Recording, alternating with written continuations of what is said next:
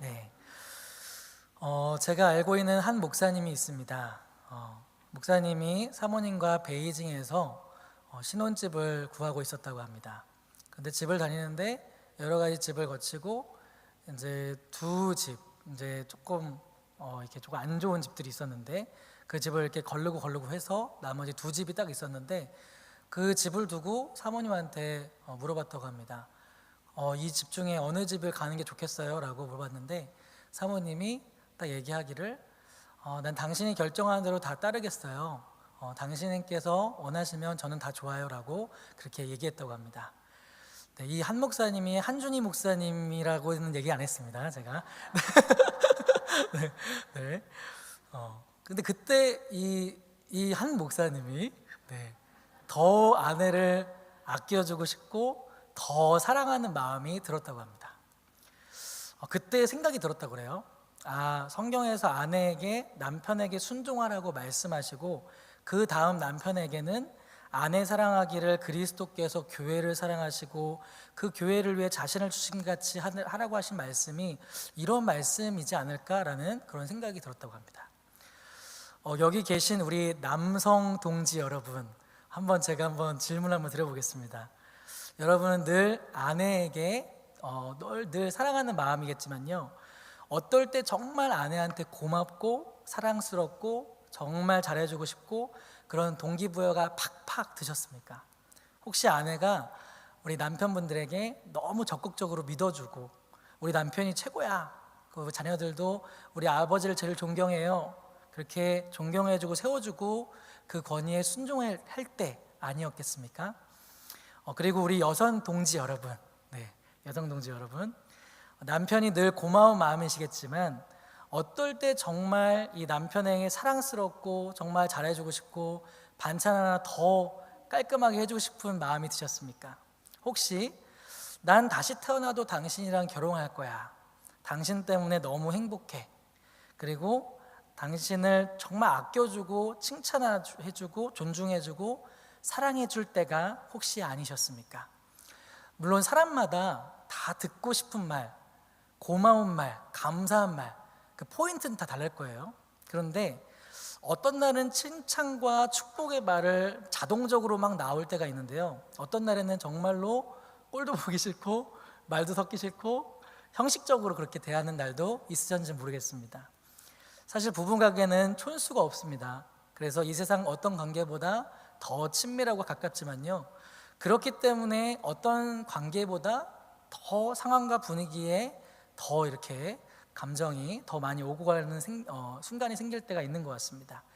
그럼 우리가 성경에서 남편과 아내와의 관계 속에서 어떻게 이야기를 할까요? 그것을 우리가 볼 텐데요, 사실 이 설교를 하기 전에 좀 설명을 드리자면 이 설교를 할까 말까 굉장히 고민 많이 했습니다. 왜냐하면 이 자체가 아내는 남편에게 복종하라 이런 말씀을 하고 있잖아요. 굉장히 부담스럽습니다, 제가 설교를 하더라도.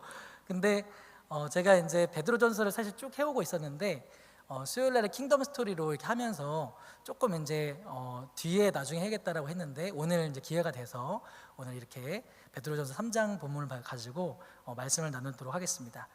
우리가 남편과 아내와의 관계 속에서 우리가 기억해야 될 크게 세 가지는요, 먼저 첫째로는요, 하나님은 공평하신 분이라는 사실입니다. 하나님은 공평하신 분이시다. 우리가 오늘 베드로전서 3장 1절부터 7절 말씀을 읽었습니다. 본문을 보면 남편과 아내에게 둘 다 권면의 말씀을 해주고 있습니다. 그런데 본문을 유심히 살펴보면요, 남편에게 권면하는 것은 7절 딱 한 절 말씀이고 우리 아내에게 주시는 말씀은 1절부터 6절까지 6절의 말씀을 하고 있습니다. 사실 우리 여성 동지들이 듣기에는 어떻게 이게 들리시나요? 아내는 남편에게 순종하십시오, 아내는 겉모습이 아니라 속모습을 단정하십시오, 그렇게 하면서 왜 나한테 순종하라고 자꾸 그러지? 왜 자꾸 나는 꾸미지도 말라는 건가? 이렇게 생각이 들 수도 있잖아요. 그런데 이 말씀을 있는 그대로 받아들이게 되면 뭔가 아내에게만 콕 집어서 말씀하는 것 같은 그런 오해를 하기도 합니다. 언뜻 봐서는 너무 차별하는 것이 아닌가 그런 생각이 들 수 있는데요, 그런데 이 본문을 보면서 우리가 기억해야 될 게 있는데 뭐냐면요, 바로 하나님은 아주 공평하신 분이라는 사실을 먼저 우리가 이렇게 생각하면서 이 말씀을 볼 필요가 있다는 사실입니다. 유명한 이야기라서 여러분들 다 아시겠지만요, 제가 예화를 하나 좀 얘기하도록 하겠습니다. 너무 유명한 예화라서 다 아실 테지만 오늘 그냥 처음 듣는 것처럼 반응해 주시면 참 감사하겠습니다. 네, 예전에 세계적인 육상 선수 칼 루이스와 벤 존슨이 우리나라에 내한했다고 합니다. 왔는데 이제 지하철을 둘이 탔는데 저 구석에 자리가 하나 비었습니다. 그래서 칼 루이스와 벤 존슨은 그 자리를 향해서 준비 시 땅 하면 제일 빨리 가서 앉는 사람이 저 자리를 찾아간다, 이 얘기를 하면서 그렇게 하는데, 이게 막 준비 땅 했어요. 막 달려갑니다. 근데 칼 루이스랑 벤 존슨이랑 누가 거기에 자리에 앉았을까요? 네, 막 달리고 있는데 뒤에서 검정 명품백이 쫙 오면서 그 자리에 그 자리에 마치 매일 이렇게 연습이나 했던 것처럼 딱 갔는데, 알고 보니까 그분은 딱 이게 명품백이 그 자리에 딱 착지하고 아주 교양 있게 우아한 자태로 천천히 가서 앉은 한국 아줌마가 그 자리를 차지했다고 합니다. 네, 제가 굳이 이 얘기를 하는 거는요, 공평하다는 건요, 지하철에 공평한 건 어떤 공평한 거죠? 자리가 나면 가장 먼저 앉는 사람이 공평한 거잖아요, 그죠? 가장 빨리 앉는 사람. 그런 것처럼 우리가 공평한 거. 근데 지하철에 보면요, 뭐 노약자석, 임산부석이 따로 있어요. 그런데 거기 있는데 거기는 거의 안 앉고 그 대상만 앉죠. 이게 바로 그 자리에 대한 그런 공평함을 유지하는 그런 모습인데요. 이제 본문으로 돌아와서 남편에게는 한 구절, 7절 한 구절, 여성에게는 1절부터 6절까지 6구절을 말씀하십니다. 아내에게만 더 많이 말씀하고 있어요. 사실 이 부분은요, 당시의 사회적인 배경에서 봤을 때 하나님의 배려와 관심이 훨씬 더 많이 들어가 있는 본문이라고 할 수가 있습니다. 왜냐하면 당시 로마 사회에서 여자의 위치는요, 죄송한 얘기지만 남자를 위한 도구 정도에 지나지 않았다고 합니다. 로마뿐 아니라 대부분의 그쪽의 사회에서는요, 여성, 노약자, 어린이들은요 아무런 권한이 없었다고 합니다. 아리스토텔레스는 이렇게 얘기했다고 합니다. 남성과 여성의 관계에 있어서 남성이 본성적으로 우월하고 여성이 열등하다, 이런 얘기를 했다고도 하고요. 유대 전통에서도 여성은 남성에게 종속된 존재다, 그렇게 얘기했다고 하고요. 또 역사학자 유명한 필로라는 사람이 있는데, 이 사람은 뱀이 남자가 아닌 여자에게 접근한 것은 여자가 남자보다 더 쉽게 속을 것이기 때문에 그렇게 한 것이다, 그렇게 얘기했다고 합니다. 이 자리를 빌어서 여성 동지 여러분, 삐지지 마시기 바랍니다. 네, 그렇습니다. 당시 베드로가 이 편지를 쓸 당시 사회적인 배경은요, 아주 철저히 남성 중심의 사상이 지배적이었다는 것입니다. 그렇기 때문에 다 자연스럽게 모든 이야기들은 남자에게 집중이 될 수밖에 없었습니다. 다시 말해서 당시로서는요, 여성이라는 그 대상에게 굳이 이야기를 꺼내서 이렇게 해라 이렇게 할 필요조차도 못 느끼던 그런 사회였다는 사실이죠. 하지만 오늘 본문에 보면요, 베드로 사도는 당시 사회적으로 아무런 힘과 권세가 없는 여성에게 더 많은 것들을 세밀하게 이야기해주고 있다는 사실입니다. 아무 권한이 없던 대상에게 성경은 이야기를 건네고 있는 것입니다. 가정 안에서 여성의 역할을 굉장히 중요하게 여겼기 때문에 그렇습니다. 남자는 귀하고 여자는 그렇지 않다고 사회가 을에 매기고 있는 것을 거부하고요, 전혀 차별을 두지 않고 성경은 가정 안에서 남편에게 그리고 아내에게도 권면의 말씀을 그렇게 말해주고 있다는 사실입니다. 그것은 바로 하나님께서는 매우 공평하신 하나님이시기 때문에 그렇습니다. 우리가 베드로전서를 더 살펴보게 되면요, 하나님께서 공평하다는 사실을 더 많이 발견할 수가 있게 되는데요, 하나님은 아내에게 남편에게 순종하십시오라고 이야기를 하는데, 사실 이것은 가정 안에서만 국한된 이야기는 아닙니다.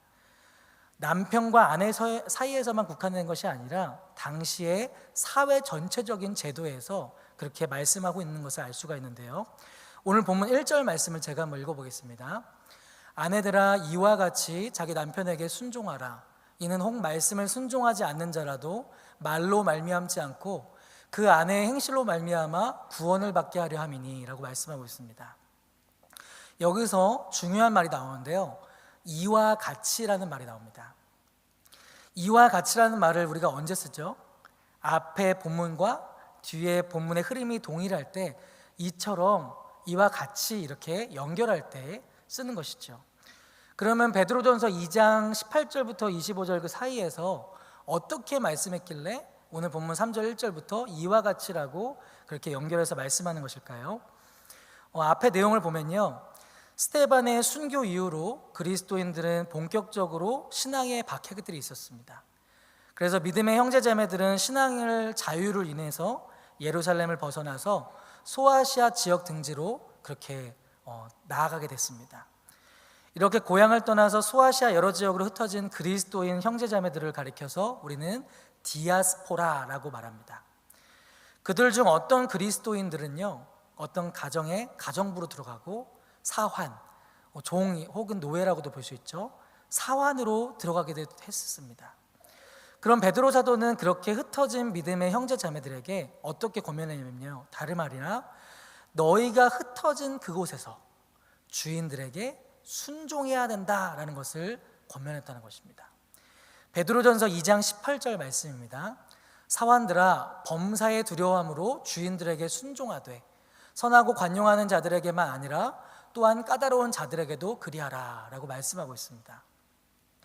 베드로 사도는요, 흩어진 믿음의 성도들을 향해서 그들이 처한 환경, 그들의 처한 사회, 그 영역에서 너가 사환이냐? 그러면 너의 주인들에게 순종하는 것이 맞아 라고 그렇게 권면했다는 것이죠. 선한 주인을 만날 때만 그러는 것이 아니라 심지어 까다로운 주인을 만날 때도 같이 동일하게 순종하는 것이 맞다라고 권면했다는 것입니다. 또 이어지는 베드로전서 2장 19절 말씀에 보면요, 부당하게 고난을 받아도 하나님을 생각함으로 슬픔을 참으면 이는 아름다우나 라고 말씀을 하고 있습니다. 이 흩어진 이 그리스도인들을 디아스포라라고 하는데, 하나님은 씨앗인 그들을, 스포라인 그들을 그곳 가운데로 심으신 것입니다. 하나님의 무한한 그 계획과 섭리 가운데 그곳에 심으신 거예요. 내가 생각하기에는 그냥 박해를 피해서 어디든지 이렇게 가서 정착하려고 하는 그런 상황인 것 같은데, 하나님, 농부이신 하나님께서 스포라, 씨앗인 그들을 그렇게 하나님의 뜻과 경륜 가운데 그곳에 주신 것입니다. 다시 말해서 너희들이 가게 된 그곳에서 그곳의 사회와 제도에 순종하는 것은 그곳에 분명한 뜻이 있어서 너희를 흩뿌리신 하나님께 순종하는 것과 같다, 이 말씀을 그렇게 하셨던 것이었죠. 그래서 베드로 사도는요, 다른 곳에서 가정부로, 사환으로, 노예로 상전을 만나서 그곳에 섬기게 된 이 믿음의 형제자매들에게 너희들은 그 상황을 거슬러 싸워야 돼, 어떻게든 대들어서 이기려고 해야 돼, 그게 아니라 순종하라 라는 것을 말씀했다는 것입니다. 이것은 비단 가정 안에서 남편과 아내 사이에서만 지켜야 될 부분이 아니라 그것을 넘어서 사회, 제도, 그들이 숨쉬고 살아가고 있는 모든 영역 가운데 순종을 통해서 그 모든 영역을 허락하신 하나님께 나아가길 바라셨던 그 하나님의 그 뜻이 있었다는 것이죠. 사랑하는 성도 여러분, 하나님은 공평하신 분이십니다. 차별이 없으시고요, 하나님은 가정 안에서 사회 제도 속에서 상전에게 속한 영역에서 우리에게 순종을 원하십니다. 그런데 이 순종이라는 단어 자체가 뭔가 상하의 뉘앙스가 있고 차별의 뉘앙스도 있습니다. 순종 자체가 뭔가 그런 것이 사실인데, 그럼 가정 안에서 아내가 남편에게 순종하라 라는 이 말씀은 우리가 어떻게 받아들이는 것이 좋을까요? 여기서 남편과 아내 사이에서 생각해 봐야 될 두 번째는요, 뭐냐면요, 하나님은 질서의 하나님이시라는 사실입니다. 1절 말씀에서 이와 같이라고 베드로 사도가 말씀했죠.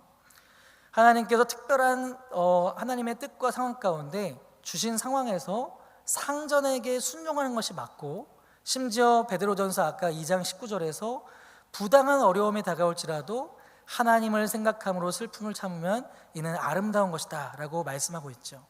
즉 사회와 제도 속에서, 그리고 이어지는 베드로전서 3장에 와서 하나님께서 세우신 가정 안에서 순종하는 모습은 결국에는 그 모든 권위와 질서를 부여하신 하나님께 순종하는 것이다 라는 것을 말씀하고 있다는 사실입니다. 가정 안에서 남편의 역할이 있고 아내의 역할이 있을 것입니다. 그 역할은 하나님이 정하신 질서 안에서 주어진 것이라는 사실입니다. 남편의 역할, 아내의 역할 분명하게 있습니다. 그런데 그것은 세상이 정해준 역할이 아닙니다. 아내가 남편에게 순종하십시오라고 하는 말은요, 아내가 더 낮은 위치여서, 더 부족해서 남편에게 순종해야 된다는 것이 아니라요, 아내가 남편에게 순종하는 것은 교회가 그리스도에게 복종하는 것처럼 하나님이 세우신 가정의 질서를 따르게 하기 위해서 말씀하셨다는 것입니다. 이 질서는 성경을 보면요, 창세기로부터 시작이 되고 있습니다. 뱀의 유혹으로 인해서 선악과를 먹고 나서 뱀을 저주하시고 나서요, 창세기 3장 16절 말씀을 보면 이렇게 말씀하셨습니다. 또 여자에게 이르시되 내가 네게 임신하는 고통을 더 크게 더하리니 네가 수고하고 자식을 낳을 것이며 너는 남편을 원하고 남편은 너를 다스릴 것이니라 하시고 라고 말씀하고 계십니다. 여기서 남편은 너를 다스릴 것이다 라고 이 가정을 만드신 하나님께서 말씀을 하셨습니다. 성경에서 남편과 아내에 대해서 잘 나온 말씀들이 에베소서랑 골로새서의 말씀이 있는데요, 먼저 에베소서 5장 21절부터 25절 말씀의 이 사이를 보면요, 여기서 남편은 아내의 머리가 된다라는 것을 말씀하고 그것이 마치 그리스도께서 교회의 머리 되심과 같다라는 걸 말씀을 하고 있습니다. 그러면서 교회가 머리 되신 그리스도에게 하듯 아내들도 범사에 자기 남편에게 복종할지니라 라고 말씀을 하고 있습니다. 또한 남편은요, 아내를 사랑하기를 그리스도께서 교회를 사랑하시고 그 교회를 위하여 자신을 주신 것 같이 그렇게 사랑해야 된다라는 것을 말씀하고 있습니다. 또한 남편과 아내의 관계에 대해서 말씀하고 있는 것이 골로새서 3장 17절부터 23절까지의 말씀인데요, 여기서도 마찬가지로 18절에 보면 아내들아 남편에게 복종하라 이는 주 안에서 마땅하니라 라고 말씀하고 있고요, 19절 말씀을 보면 남편들아 아내를 사랑하며 괴롭게 하지 말라라고 말씀하고 있습니다. 그런데 이 골로새서 3장 17절부터 23절까지의 말씀을 쭉 보면요, 굉장히 흥미로운 부분이 있습니다. 아내들이 남편에게 복종하고 남편들이 아내를 사랑하라는 이 말씀 겉을 둘러싸고 있는 17절과 23절에 샌드위치 구조까지 되어 있는데요, 17절과 23절의 구조를 보면 굉장히 흥미로운 부분이 있습니다. 17절의 말씀을 보면요, 또 무엇을 하든지 말에나 일에나 다 주 예수의 이름으로 하고 그를 힘입어 하나님 아버지께 감사하라 라고 말씀하고 있고요, 23절 말씀을 보면 무슨 일을 하든지 마음을 다하여 주께 하듯 하고 사람에게 하듯 하지 말라라고 말씀을 하고 있다는 사실입니다. 무슨 일을 하든지 무슨 말을 하든지 다 주 예수 그리스도의 이름으로 행하라, 그를 힘입어 하라, 그리고 마음을 다하여 주께 하듯 하고 사람에게 하듯 하지 말라라고 말씀하시고 계신다는 사실입니다. 왜 부부관계 속에서 성경은 무슨 말을 하든지 일을 하든지 마음을 다하여 주님께 하듯 하고 사람에게 하듯 하지 말라고 그렇게 말씀하고 계실까요? 그것은요, 하나님이 그 가정의 주인이시기 때문에 그렇습니다. 남편과 아내 모두 하나님 앞에서는 다 똑같습니다.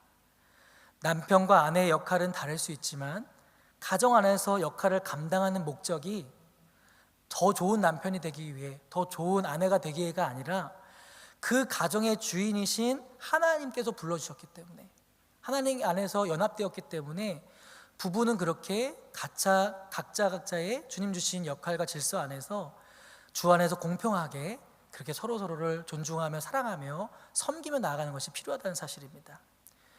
먼저 하나님께서는 우리 가정의 주인이심을 인정하는 것부터 시작을 해야 될 것입니다. 그리고 하나님께서 남자와 여자를 지으시고 그들에게 부여하신 그 역할과 질서에 우리가 순종할 때 내가 원하는 남편, 내가 원하는 아내로서 서로 나아가는 것이 아니라 부부로 맺어주신 우리 가정의 주인이신 그리고 우리에게 역할을 부여하신 그 하나님의 선하신 뜻 안에서 아내는 남편에게 순종하고, 남편은 그리스도께서 교회를 사랑하시고 그 교회를 위하여 자신을 주신 것 같이 아내를 정말 끔찍히 사랑하는 그런 모습으로 나아갈 수가 있다는 사실입니다. 내가 원하는 남편, 내가 원하는 아내의 모습이 아니라 가정을 허락하신 그 하나님께서 세우신 질서 안에서 하나님께 순종하는 복이 있기를 주님의 이름으로 축복합니다. 네, 남편과 아내의 관계에서 기억해야 될 마지막 세 번째를 나누고 말씀을 맺도록 하겠습니다.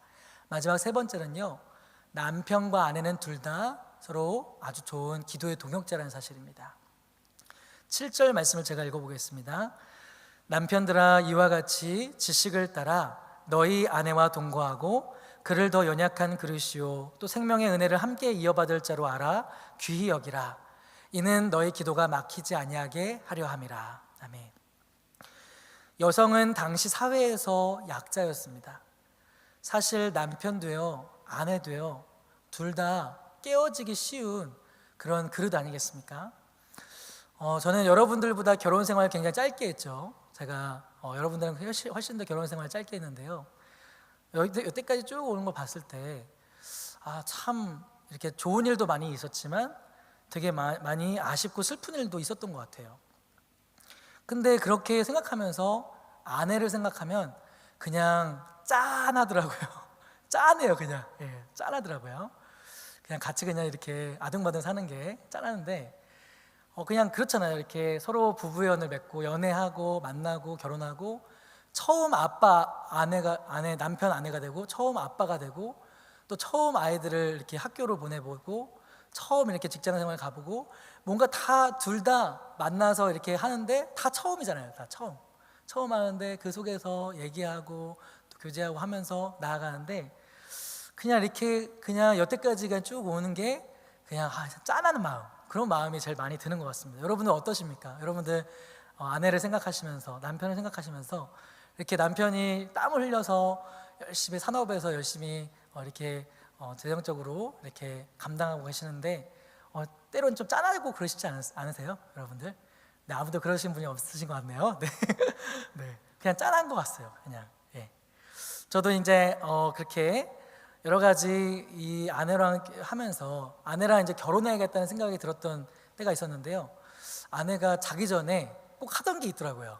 그게 뭐냐면 30분씩 아내가 기도를 하고 자는 습관이 있었더라고요. 그래서 그 모습이 너무 그냥 지금도 이쁜데 그냥 그 모습이 좀 많이 이뻐 보였습니다. 네, 죄송합니다. 이쁘다고 해갖고. 네. 근데 여러분들은 이 아내 그리고 남편에게 언제 이렇게 조금 사랑스러워 보이고 너무 그냥 좋아 보이십니까? 여러 가지 우리가 헬스장 가서 몸짱 돼서 멋지게 돌아왔을 때도 멋지겠지만, 그냥 우리가 이렇게 정말 하나님 앞에 바로 서려고 하는 그 모습이 있을 때 우리는 더 감사하고 더 막 챙겨주고 싶고 그런 마음이 더 생기지 않겠습니까? 오늘 본문 3절부터 4절 말씀을 보면요, 아내에게 권면했던 부분도 머리를 꾸미고 금을 차고 아름다운 옷을 입는 그 외모로 하는 단장보다는요, 마음의 온유함으로 심령에 썩지 아니할 것으로 하라, 이것이 하나님 앞에서 값진 것이다라고 말씀하고 있습니다. 겉모습보다 속모습을 단장하라고 권면하고 있는 것을 보게 됩니다. 세상에 없어질 것들, 세상의 방법, 겉모습과 화려한 그런 단장이 아니라 속마음을 단장하라고 어떤 영적인 부분에 더 집중할 것을 아내에게 권면하고 있다는 사실입니다. 아내도 남편도 각자의 삶에서 그렇게 바쁘게, 또 남편도 직장에서 상사의 말에서 그렇게 들어가면서, 또 아내는 아이들 양육하면서 정말 언제든지 깨져도 이상하지 않을 둘 다 연약한 그릇이죠. 그런데 본문에서 아내는 더 연약한 그릇이라고 말씀해주고 있습니다. 그렇기 때문에 남편은 아내가 남편을 세워주고 그렇게 순종하는 모습에 당연하게 여길 것이 아니라 마음을 다하여서 정말 주를 사랑하듯이 아껴주고 존중해주고 정말 사랑해주는 것이 얼마나 소중한지 모르겠습니다. 오늘 예배 끝나고 집에 가시면 우리 남편분들은 아내의 손을 꼭 잡아주시면 좋겠습니다. 그래서 사랑한다라고 얘기해 주셨으면 감사하겠습니다. 그래서 에베소서 5장 21절 말씀에 보면요, 혼자만 하라고 얘기하고 있지 않더라고요. 에베소서 5장 21절 말씀을 보면 그리스도를 경외함으로 피차 복종하라. 그러니까 이게 누구 한 명한테만 주어진 것이 아니라 서로 주 안에서 그 주신 질서 안에서 역할 안에서 그렇게 서로 복종할 것을 말씀하고 있다는 사실입니다. 그래서 어느 한쪽만 섬기고 헌신하는 것이 아니라 기회가 닿는 대로 그렇게 함께 서로 대화도 많이 나누고요. 주 안에서 그렇게 주인 되신 예수 그리스도를 의지하면서 피차 주 안에서 서로 복종하면서 겸손을 배우고 아름다운 기도의 동역자로 세워져 갈 수 있는 저와 여러분이 되기를 주님의 이름으로 축복합니다. 네, 이제 말씀을 맺도록 하겠습니다. 이 마지막 때에 얼마나 많은 가정들이 그렇게 유혹을 받고 있는지 모릅니다. 이런 가운데 아내들이 남편을 존경하고 남편은 또 그러한 신뢰를 바탕으로 아내를 끔찍이 사랑하게 된다면요, 그 가정은 하나님 주신 질서 안에서 아주 아름답게 세워져 갈 것입니다. 가정 안에서 우리는 때로는 마음의 상처로 인해서 서로 그렇게 헌신하는 부분이 작아질지라도 그러할수록 우리가 어떤 더 좋은 남편이 되기 위해, 좋은 아내가 되기 위해 노력하는 것이 아니라 그 안에서 정말로 주님을 사랑하는 마음으로 서로 피차 복종하고 그렇게 귀하게 그렇게 나아갈 수 있는 복된 저와 여러분이 되기를 주님의 이름으로 축복합니다. 네, 기도하겠습니다.